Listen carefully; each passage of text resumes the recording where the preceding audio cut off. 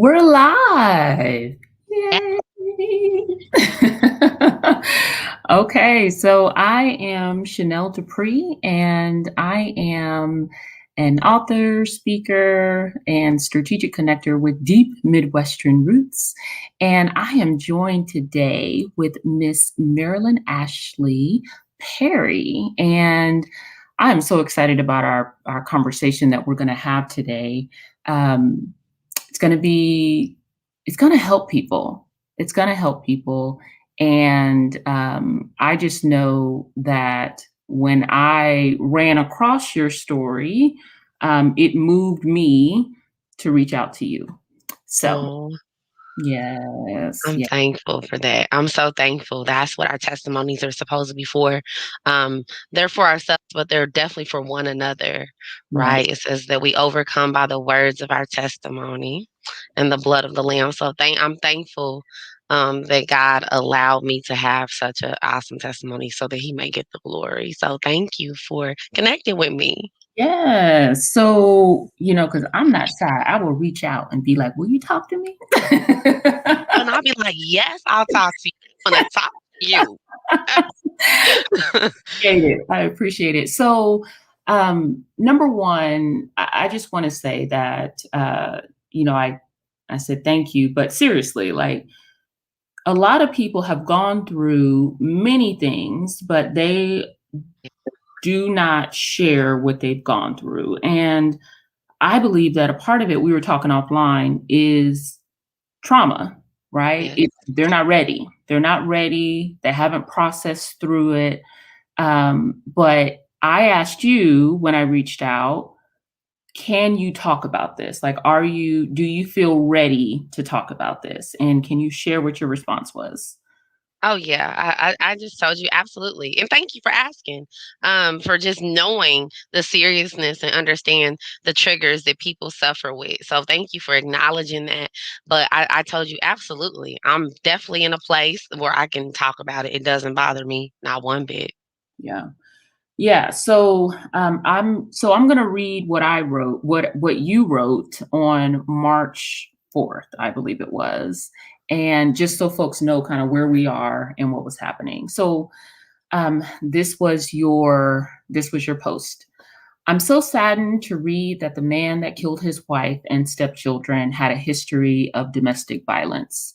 2008 and 2015, he had orders of protection filed on him. I'm a domestic violence survivor. It's real. A lady from the church I used to attend had a vision of me in a casket when I was married to my ex husband in 2018. I had to have security walk me to my car. I had to avoid family members' houses for over 6 months, change my address, phone number, and always drive different routes to avoid the stalking. I literally ran for my life.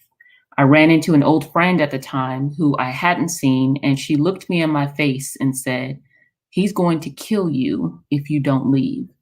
She then said, "I told my sister the same thing about her dude." I took heed and I left. This lady found her sister in her house 9 months later, deceased. It shook me to the core. I don't play about DV. Prayers to her family. If you're reading this and you are currently in a domestic violence situation, please get help. Please reach out for help. He doesn't love you because he doesn't love himself. That's not love. I need to add some things because I don't want to negate the fact that she did file charges and put him out. Proud of her that she knew that she deserved better. So I should have added, don't just leave when it's domestic violence, but actually have a plan. You always need a friend or a family member that stays somewhere that the perpetrator doesn't know about. You likely will need to hide, change jobs, sometimes relocate altogether, even if it's your house, your car, your apartment, or whatever. You can get all that stuff again.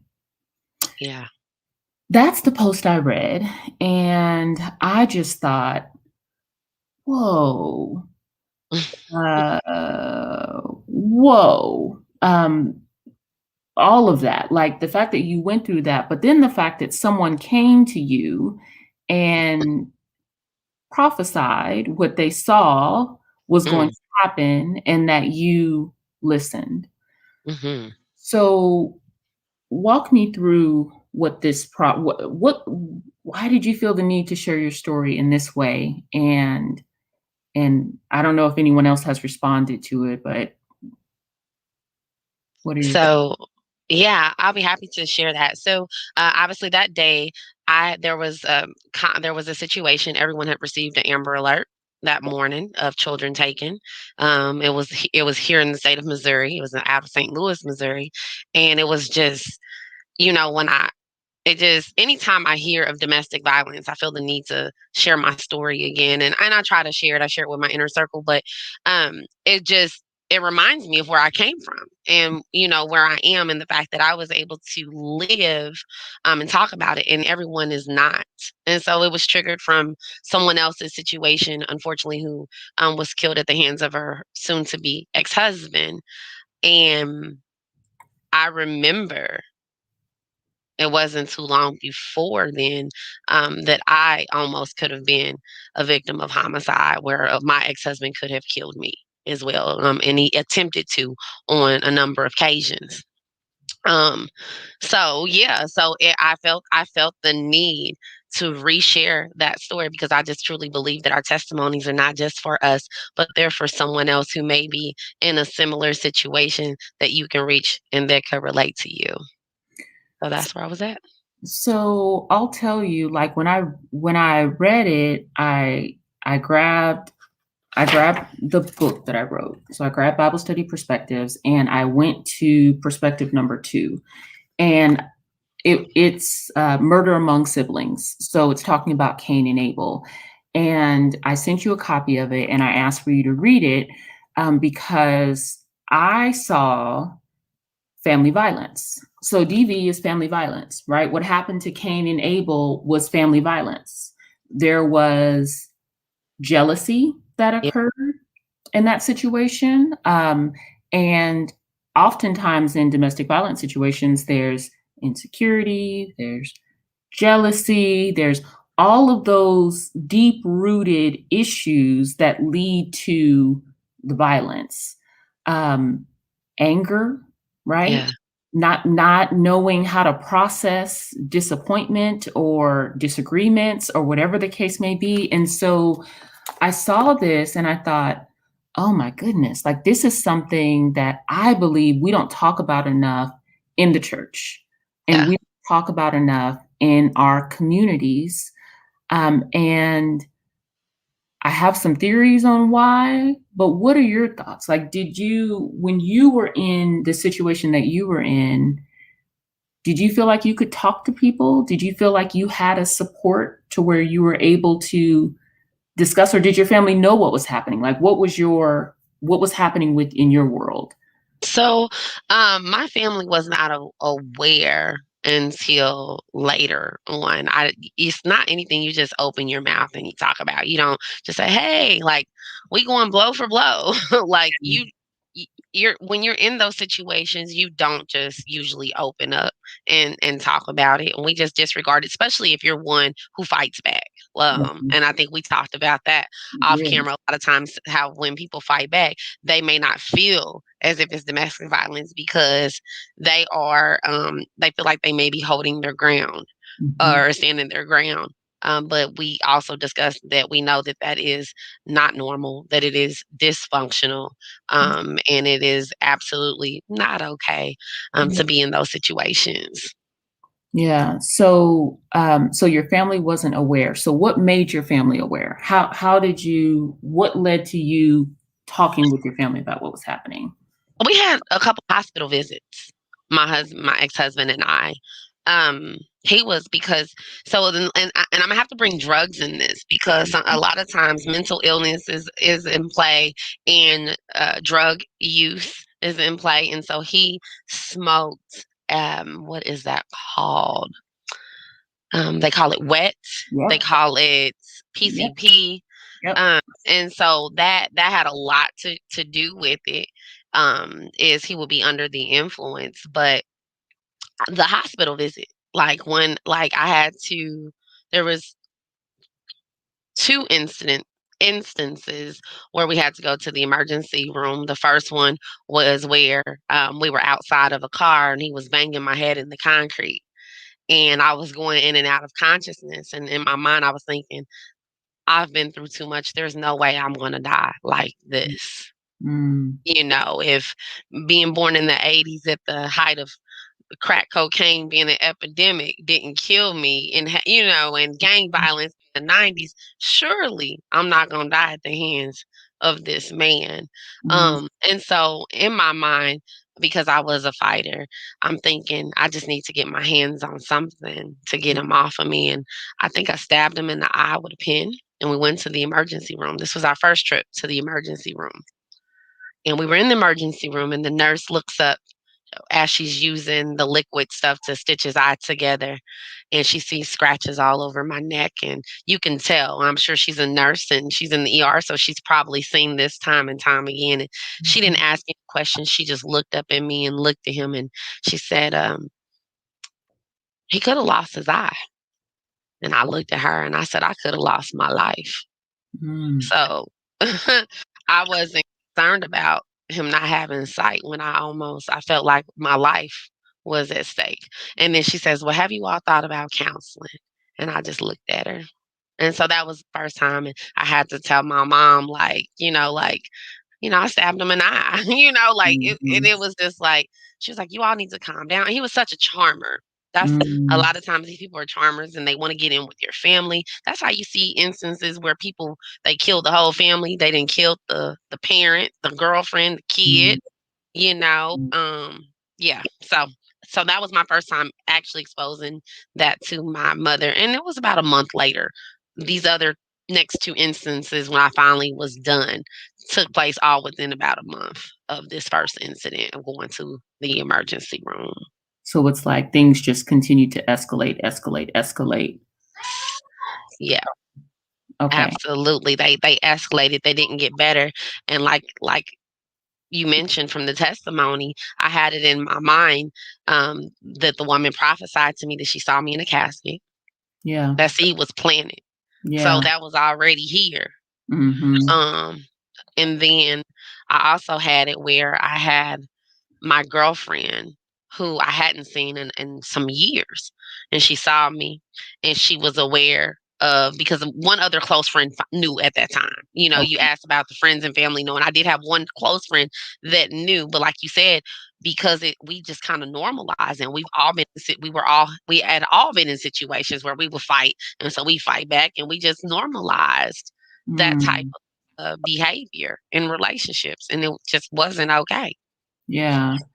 We talked a little bit about, well, we'll get there, but so the woman prophesied that to you regarding you in the casket, and then how soon after that did you leave? That was 2 years. It was 2 years still from that prophecy. That prophecy took place when we first had gotten married. Oh. Uh-huh. So it's about a year and a half. The Don't nobody prophecy wanna hear happened in that the when they beginning. just get married? We trying to make this She was a work. newlywed. Y'all supposed to be newlyweds and in love, and no, and I was told that I see death on you. You Ugh, will be in a casket. Yeah. whoa. Yes. It was that real. Did it make you wanna try to prove everybody wrong in a way? Ah, that pride thing. Mm, Hilarious. So, um, so I had so warning comes before destruction. mhm, And so a week before we got married, actually on the wedding day, I had a bruise on my arm from here to here that the mm, makeup artist was covering up mm. on the wedding day.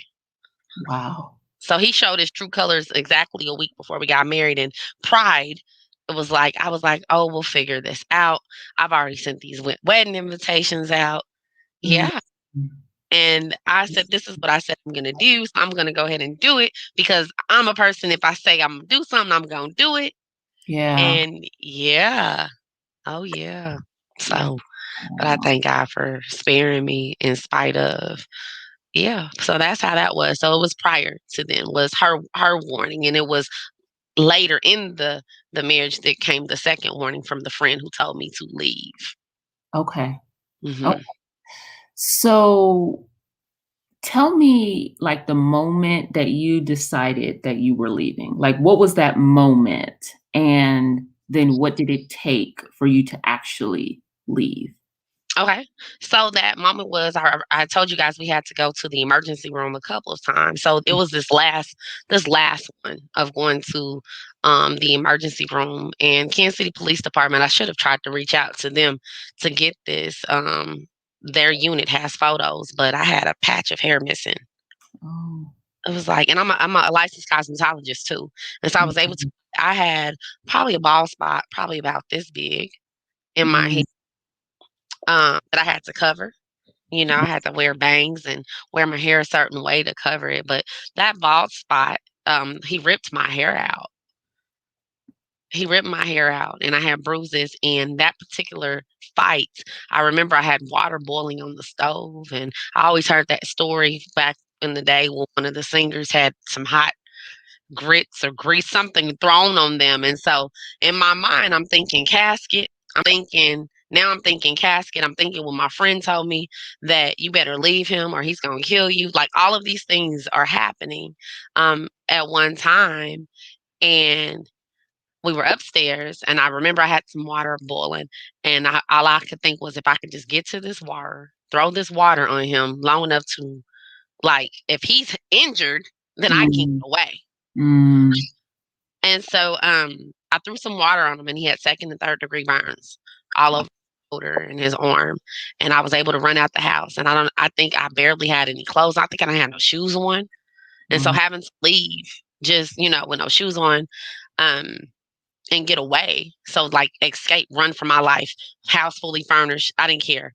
None of that. Car, didn't even leave in my car, just on foot until Wow. I could find somebody. And so that was that final point for me. And so then you left, and so then where did you go? Uh-oh. So I had a girlfriend that I worked with at the time. Mhm. And I went with her, and she just so happened to be moving from where she currently lived. And thank God she was, because we had already tried the thing where I left and came back. We tried that a couple times, but he would stop. He would call whoever, if he knew anyone's phone number, he would call them nonstop. If he knew where I was, he would show up. And so she thankfully had moved. Um, and so I stayed in her place. I stayed two different places. I had a sister that he didn't know where she lived. I stayed there, and then I transferred and moved to my friend's home where he did not know lived. So you had family support. So Mhm. you had friends. So what would you Yes. say to friends and family who maybe they know that their loved one is going through this? And what would you s what's the advice that you would give to them in concern of supporting them? Um, it really it's gonna be a matter of so it's gonna depend on the situation, right? So you have situations that are different. And remember I mentioned it's best that you have a plan. Yeah. Right? And so with family members knowing, they can know, but it just depends on what their position is in your life and like where they are. Like if the spouse or the perpetrator knows where they live, then obviously they're not going to really be a part of that safe haven plan as far as where you could actually go physically, right? But you guys may have code words that you guys have to use. Sometimes people need to have code words. You need to have those discussions on and off, but they need to just be aware and they need to be supportive and try to build that person up, because a lot of times I think people feel like they don't have anywhere to go, or they feel like they can't leave because they don't have anything. Maybe they are not working. Mhm. Sometimes people are in positions where they don't they don't have the money to just up and make that change. Right. Um, and so I think just being a support, and maybe even sometimes doing like an intervention possibly Mhm. might have to happen, Mhm. because mentally people are not a lot of times they're not ready to leave. That person has to be ready. Yeah. Unfortunately, you can't force anyone out of a situation. Because you just talked about how you did try to leave a couple times before, Mhm. but Mhm. he stalked, he found, he did all those things, and you end up going back. Yeah. And Yeah. then, of course, and then in your mind too. And then because, so what we talked about earlier too was like, how can you know when, like different characteristics you can notice. So instability was one that I mentioned to you. Mhm. And you mentioned jealousy and insecurity, and then Mhm. also rejection. So people who have trauma from dealing with rejection, Mm. that they have not dealt with, these are characteristics that you're going to be wanting to look for with people. And so on that instability piece, um, sometimes a woman may be the one where she's doing the work and he's not. And so Mm. that's why he has time to be jealous and insecure because he's not doing nothing with himself. Mm. While you getting up and going to work every day, they said idle mind is the devil's workshop, right? Well, And so I that instability. And so if they're not stable, that means they're probably not keeping a job. They probably have some other issues going on. So they're mentally not stable, they're economically not stable, and so there's different characteristics that you could look for. So I just wanted to throw that instability out there. Yeah, so what we were talking about offline was I asked you the question, and I'll ask it now for those young ladies who are beginning a relationship and, oh, he's so charming. The family loves him, right? Because no one starts off in a domestic violence situation usually, right? It had to be good at some point. And so things are good. But then there's these little things that begin to happen, right? There's these little hints and clues, and you feel off in your spirit. You don't really know what it is. You think, like you said earlier, we can just work through this, right? He's Right, having a bad day, whatever the case may be. And right, so right. that's what we're talking about. So you named instability. That was one of the kind of the signs that you saw in your situation. He was unstable. Correct. Very unstable. And then because of the drugs that he was doing, and I'm a dreamer, by the way. So the Mm, Lord talks to me through dreams. mm, And so right before this started happening, the Lord had showed me in a dream him and three other people, and they were getting high. Now he had professed that he was clean and he was no longer getting high. And I told him, I said, well, I dreamed that you were in the garage smoking. And sure mm. enough, I came home about a week later, and him and three other people were there. I had dreamed 4 people, right?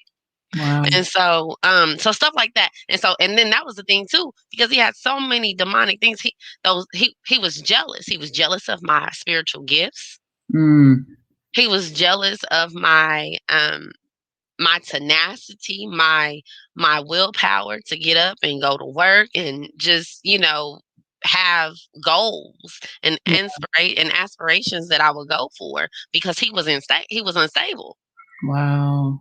So instead of saying, I see this in you, we're connected, show me, right? Introduce me to this God that you know, or Yeah, yeah, whatever the case yeah. may be. Where do you find your tenacity? Like, how are you doing those things? So instead of taking that approach, he took the approach of jealousy. And jealousy is Yes, cooler than the grave, that's what the right? Bible says. Cooler than the grave. It's cooler. Cain and Abel, right? Yes, That so I'm glad. Yes, I got your book right here too. So I'm glad you brought that up because when I was reading this, and that's what you talked about. You talked about, um, basically, you mentioned in the beginning, you said, Adam and Eve, we know they were put out the garden, right? But they had these kids, they had these sons, right? And then you mentioned how they were offering gifts up to the Lord, right? And so we all have gifts. Now, yeah. and we gonna talk. I'm gonna talk about that too. But we all have gifts. But sometimes some of us we act mediocre with our gifts, right? Yeah. And we do mediocre stuff where we do the bare minimum. I'm Yeah. guilty of the bare minimum sometimes, not all the time, but there's some things I've done bare minimum in. And so one of these brothers, he presented an average gift, like Yeah. and Yeah. I thought that was how you put that out there. And the other brother gave an A+ gift. So then Yeah. you have that sibling rivalry, right? Mhm. And that jealousy that takes place because how dare you outshine me? Yep. Even though I could have also presented a A+ gift too, but I didn't. Yep. For whatever reason, I was busy or doing whatever I had going on, and I last minute I didn't prepare. Whatever the reason is, that his Hmm. gift was mediocre, was mediocre. And so, but he was jealous and angry, and you mentioned it angered him, and he stayed angry. He That stayed. part, Yeah. we the staying angry, and so I think that you know that's probably what we have to deal with is when we have those emotions. Yeah. Because How they do have. we deal with them? Yeah, they happen. And so when someone has done better than us or whatever the case may be, right? When we get into the number one, I think I gave a talk on the danger of comparison. Stop comparing. But what God did though is he didn't say Abel did better than you, Cain. He said Abel gave his best, right? And Right, right, Cain right. he said, Cain, do better, right? Do better. You can do better. You're capable of it. Just do better. And instead of taking that, right, constructive criticism, he internalized that thing and it turned into jealousy to the point where he killed his Yes, brother. He killed his brother and changed his life forever. That's why, like DV, it's family violence, y'all. Like, yes, this yeah, was between yeah, brothers, husband, wife, sibling. Like there can be some crazy stuff happening between kids and parents. Sometimes yes, it's the parents with the kids, but sometimes it's the kids with the parents. Okay. absolutely, Like absolutely. that violence, that anger, that jealousy, that entitlement spirit is real. It's It's real. so real. It is so It's real. so real. It is. Entitled, yeah. And so my ex-husband, he felt entitled. He Mhm. definitely did, and then he would use that to like, "I'm your husband, like, you have to obey me," like, Wow. just totally misusing and misrepresenting God's word. Um, Absolutely. It's a so perversion. I like to call it a perversion of the word when people like to yeah, cherry pick and use what suits them, but they're unwilling to submit to God, right? come on. They are unwilling to submit to God, but they want everyone else to submit to them. No, sir. Yeah. No, sir, Yes. absolutely. You need to submit. You need to submit. We all have to submit. We all have to submit. We're called to do that. So, what I want to kind of delve into. So, we talked about the fact that you need a plan, right? You need a Yeah. plan when you're leaving. You need supports when you're leaving. And next week, I'm actually going to be talking with some different domestic violence shelters Oh, that wow. are in the area, so that maybe if someone doesn't have that sister or that good sister friend, they still have they still have a resource, right? Because we all need someone, we need something to kind of pull us up out of that situation. um, Let me ask you, so do you feel like you had to do any mind shifts once you left that situation? So what had to, because you can't just like make that major of a change and then everything remained the same in your life. So what had to happen mentally for you? Oh, wow. A lot of healing had to take Mm. um, even with like and I've been married remarried now for 10 years, right? And Congrats. so thank you, thank you.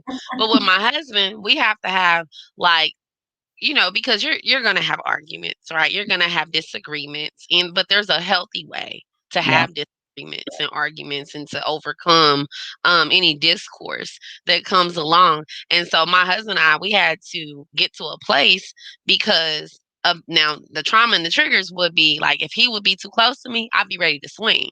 Mm. Okay. So Yeah. that's the feeling that I had to deal with because like if we are in a discussion or if we're having a heated discussion or argument and I feel like if we're too close, like we're gonna have to calm down. We're gonna have to Yeah. go somewhere different because I'm ready. I'm You're, ready. I'm just like you're ready. ready. Yeah. Yeah. You ready So to clean, that's now right? that is the trigger part that I may have. Like if you too close, Yeah. give me 6 feet, okay? Yeah. Took it back to the night. What was that? Yes. What song was that? Give me six. So Isn't that a I don't song? Anyway. bag. Give Yeah. me I think it was 50 feet. Give me 50 Give feet. Yeah. So, so those are the things mentally I had to say, okay, like, I have to, you have to tell, because you also have those natural, it's fight, what is it? Fight, Fight or flight, flight, freeze. fight, Fight, flight, or flight, freeze. freeze. Yep, Yes. I yep, seen a live video recently of a young lady getting robbed, and she was frozen on yep. live, So, yeah, she was froze. So, yeah, and so for me, fight or flight usually happens. I Mm, have had some situations where I froze, but most of the time it's fight for me first. okay, okay. Like, I just, I've been in some situations. So mentally, I had to, like, just have conversations with myself and Okay. say, okay, let's get to what is the root of this? What is this? And I don't have to respond Yeah. the way that I used to. Ah, that's good. Because your husband is not him, right? Exactly. He's not him. Exactly. Exactly. He's Mm, witty, he's smart, he can mm, talk, he can voice his concern, and we can have conversation about whatever, our concerns are, and we can come to a mutual understanding. mm. So but I had to shift and say, he, like you said, he's not him. Yeah. This is not how we handle things. Mm, And this is my friend. We really are two in agreement. He's not jealous of me. I'm yeah, not jealous of him. I yeah. understand his gifts. He understands my gifts. I support him with his gifts. He supports me with my gifts. I was panicking before we got on this because I didn't have audio. I didn't have a headset on my laptop. And I'm husband, and he's like, and he just slightly loved me. He was like, be proactive and not reactive. Here you go, sweetheart. Okay. I love it. I love it. He wants you he understands that if you win, he wins. Yes. Yeah, Yes. he Yes. understands that. He understands that Absolutely. is beautiful. I got one of them too. It's Yes. amazing. It's amazing. Yes. It is amazing. And so I'm Mhm, very thankful. And so, anger, you mhm. put some scriptures in here in your book, and the perspective and perspective two, dealing with anger. And yeah, you mentioned an angry person starts starts a fight. Is a hot-tempered person commits all kinds of sin. Proverbs 29 and 22. Yep, Control your temper, for anger labels you a fool. Ecclesiastes 7 and 9. And a gentle answer deflects anger, but harsh words make tempers flare. Proverbs 15:1. I thought that was cool that you put three different scriptures in there about anger and having a temper. And also, not only do we have an anger or temper issue, but what to do, what happens when you control that? yeah. You put that out there. So Well, I I was appreciate like, it. ooh, this is good. You read it. You read it for real. I did. I did. And I wanted more. I was like, Yeah, ooh, but oh, let's talk. We've been able to really talk more in depth about this, so I'm gonna definitely finish and read the rest. I'm in school right now, as you know, but it was good. I thought that was really good that you put that in there, and you dealt with what the root issue was yeah. that Cain, and Abel had with what they had, which was that jealousy and that anger. Yeah, and the truth is, and I want to actually pivot to talk about what you're doing now. Want to share that. Thank But you. what I will say is that those emotions are real, right? The Yes. Bible says to be angry, but sin not. So, Yes. how do we recognize when we're angry? And I talk about this in my Bible studies, y'all. Like when they call it getting hot, like that's a real emotional, physical response. Like sometimes Yes. people don't realize when they're beginning to feel a certain way. You literally get hot when you get upset. I don't, Yeah. right? Like my body temperature rises. And so understanding when those things happen, what do you do? Right? How are you going to de-escalate so that you can then not respond in anger? Oh, because it's always the wrong response when we respond in anger. Oh man, and black woman is an angry. We're known to be angry black women anyway, right? That's what they label us as. So we really have to take a seat Yeah, back and be mindful of our responses, even in situations that it's okay to be angry in, right? We have to still choose to respond differently. So thinking, right? We have to try to think Yep. and we have to show self-control. So I try to pray about having the fruit of the spirit. One of those is self-control. Oh, yes. Okay, temperance, right? Yes. And I don't always have that. I don't always have that. But um I think about the outcome, what the results can be. And I watch First 48, and things can escalate so quickly, Mm. and people lose their lives because people haven't thought, and they didn't process their anger correctly. Because things can happen in a moment, right? Like things can happen in a moment, and it can be like some crazy stuff that can happen in a moment. But the thing is, if we respond to that, it can literally change our lives, right? If we respond in the wrong way. And so taking the moment, just because something happens, just because someone did something and it may have been wrong, doesn't mean that we have to respond in that manner in a way that will detrimentally affect us for the rest of our lives. And so, yeah, just being that's why I love Proverbs because it's just full of wisdom. Isn't it? It's full of take a moment, right? Watch your tongue, watch your mouth, pay attention to the signs. Like I love Proverbs because it can literally guide your life. It can guide your life. And so Can. I wanted to talk with you, because you have come out of this, right? You're not in the middle of this. This happened you've been married happily for over 10 years.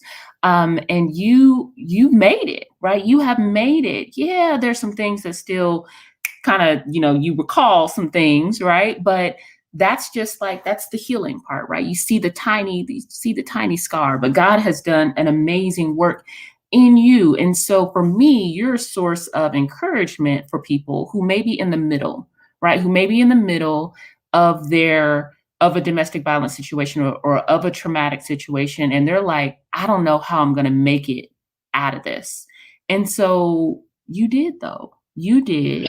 Yes. God helped you. And I want for you to share what you're doing right now. Sure. So I want to encourage someone to choose themselves. That's what I want to say first and foremost. Choose you. So if someone is watching us and you have some situations or some things that is not allowing you to be the best version of who you are, and it's draining to you, and it's full of darkness, and it's not bringing out the light in your goodness and your great qualities that you have, then choose you. Mm. That's my first thing. And so what I do now, because it's important to me that we are successful in every aspect, finances are very important, and being healthy. And so I do credit repair. That's what I do. That is a business that I started 2 years ago to assist people with being able to make choices that won't affect them in the long run financially, that won't have them in a hole, won't have them in a pit, is to have good credit. It gives you that buying power. So Credit Sense Credit Repair. And thank you. I see you put the website up, www. Hey, dot credit sense.com, so people can schedule a consultation there. And even if they don't want to use our services, then I can always just give them an analysis, at least give them a layout, give them a plan, like what we were talking about earlier. Every area of our life deserves to have a plan. You need a plan. You need a So plan. in our finances, so I can provide a free budget sheet to you. That's going to be it. But we talk about financial literacy. So that's what I do. Congratulations. That's amazing. That's amazing. You gave us some words of wisdom. Choose yourself. We when we were talking offline, you mentioned that what you end up doing was you begin comparing what the Bible says is love with what was actually showing up in your life. And so when we think about as we wrap this up, but as we think about love, sometimes we equate things that are not love to love, right? Him being jealous is not love, right? That's not love. Him wanting to keep you all to himself, right? Isolating you from friends and family, that's not love. Love is patient. Love is kind. Long suffering. Love finds some headphones for a wife when she's panicking and about to go on live and doesn't have audio. Yes. Yes, for real. That's what love is. Mm, Absolutely. And so I just believe strongly in looking to self because God said he created us in his image and in his likeness. yeah, And so when you go and you begin to look at who you are and who your creator is and who he's created you to be, then you can get in touch with, who you're supposed to be. And then as you do that, there's just some things you won't accept and you won't tolerate. yeah, yeah. Mhm. And I'm going to say this, that the entire purpose of Bible study perspectives is to provide folks with another way to connect with your creator. That I believe that connecting with God leads to creativity, it leads to your calling. It's in everything. And so with this, it's a way to connect it to something that you like, love, and something that's important to you. And that's what we're doing in here. And that's what we're going to continue to do as we talk to different folks, finding ways, showing how the Bible is relevant. It was written Very relevant. thousands of years ago, but it is absolutely relevant to what is happening in our lives today. And I'm just honored that you joined us, Miss Perry. You're my first, my first video Exciting. surrounding Bible study perspectives. And so thank you. I want to honor your time, but thank you. And please tell your husband I said thank you as well. Yes, thank you. He's probably watching. Thank you for having me. I appreciate it. I enjoyed this. My husband, he didn't get a chance to read this yet, but he loved the idea that you have Mm, Bible study perspectives to the point where he wanted to know because it says Genesis, everybody. it does. And so we know there's way more books in the Bible. So There's a I'm lot. curious, and I'm gonna just put this out here on her first live now. I'm curious if she's gonna do perspective on those other books because this was really good. Just in the first book, how she was able to show perspectives of how things that happen in the Bible are still very relevant and prevalent today. So I'm gonna throw that out there at you. You're gonna put me on the spot. You're I gonna put this is did. a labor. This is a labor. Yes, things are always in the work. My mind is always working. My mind is always working. So, well, good stuff. Thank you, thank you, thank you. And we'll talk offline. But we're going to end it on today. If you are watching live, thank you so much for joining us. If you are watching the recast, which I suspect a lot of folks will, be encouraged and just know that whatever point that you're in, that there is always greater. There is always greater in God. All right. Bye. Awesome. Bye. Thank you. Thank you.